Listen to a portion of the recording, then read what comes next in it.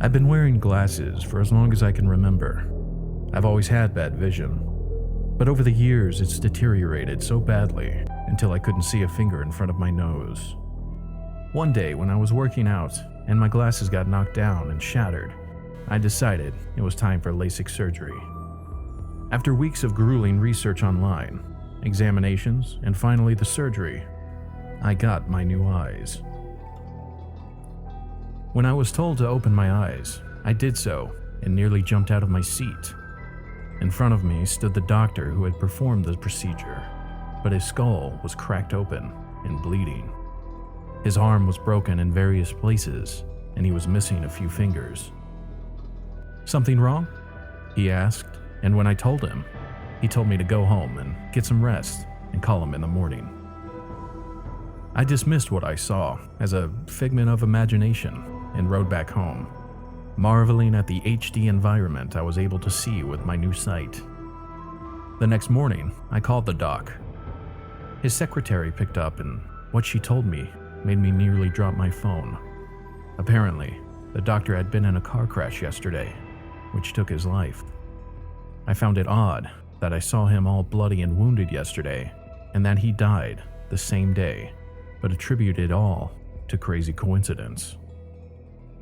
That was until 2 weeks later, when I ran into a random person on the street who had red stains from bullets all over his shirt.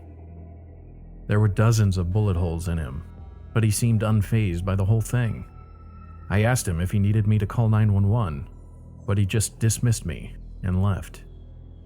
Later that day, I saw him in the news. Apparently, he was shot and killed during an armed robbery. It was then that I realized that with my new vision, I could see when people would die. I decided to keep the whole thing a secret, not even telling my wife. Since then, I had run into a few people who looked mortally wounded, and I usually try to give them a warning. Sometimes it works, other times it doesn't, but there's not much more I can do. Telling them I can predict their deaths doesn't usually work out well. A week ago, my wife suggested we spend the weekend in her parents' lodge outside town. She said we could make some barbecue and spend quality time together, just the two of us.